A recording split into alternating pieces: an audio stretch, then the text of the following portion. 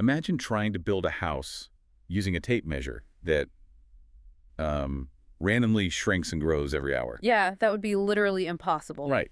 It's impossible.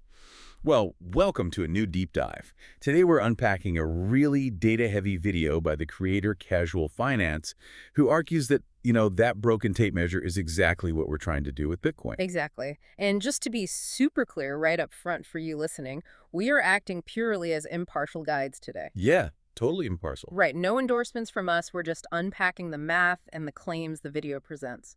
The creator starts by looking at Satoshi Nakamoto's 2008 white paper, which explicitly promised a peer-to-peer electronic cash system. Right, electronic cash.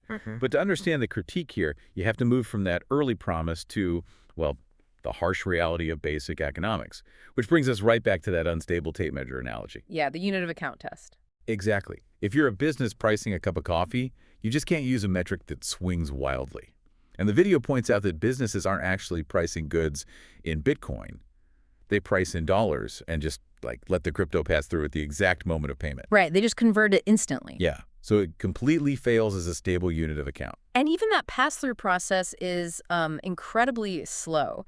The creator looks at the transaction data, and Visa clears about 65,000 transactions per second. Okay. But Bitcoin, it manages roughly 500,000 per day. Wait, per day, not per second. Per day, yeah. Plus the energy cost is just staggering. The video notes that a single Bitcoin transaction burns the equivalent electricity of an average American household over 43 days. Oh, wow. 43 days for one transaction. Fun transaction. But, isn't that massive energy burn exactly what makes it the most secure, decentralized network out there? You're paying a premium in speed and energy to basically remove the middleman. You are, yeah. It's the intentional friction of the proof-of-work system.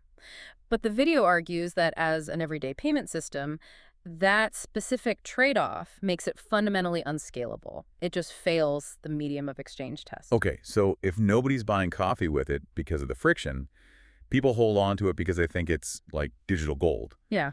But does the data actually support that store of value narrative? Not according to this analysis. It regularly swings 20% in a single month. Yeah, a 20% drop in your savings would be terrifying. Oh, absolutely. And a big driver of that instability, according to the creator, is centralization. The numbers show roughly 2% of addresses control 95% of the total supply. Wait, 95%? That is incredibly top-heavy. It really is. Which, creates massive structural fragility. If a few whales move their holdings, you get these cascading liquidations because the order books just aren't deep enough to absorb it. Precisely. And the video points to the 2022 crypto winter as an example.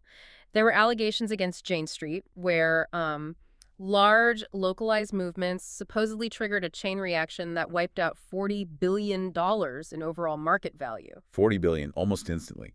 It really makes you wonder what happens when a government just ignores those structural realities and forces it into practice anyway. Right, the El Salvador experiment in 2021. Exactly.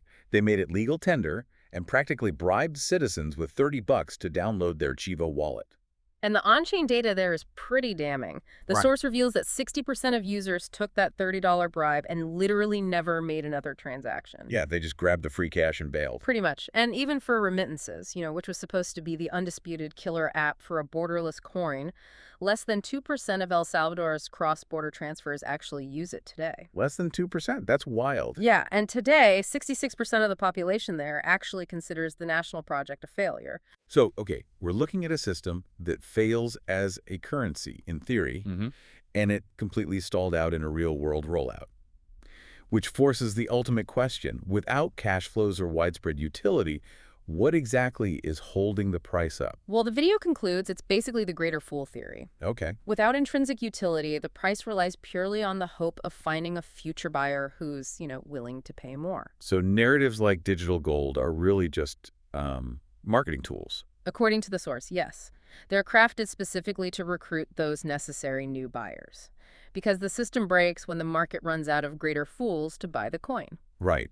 Well, for you listening, this deep dive really highlights how important it is to look past loud marketing narratives and evaluate an asset's actual utility. Absolutely. Always check the tape measure before you build the house. Exactly.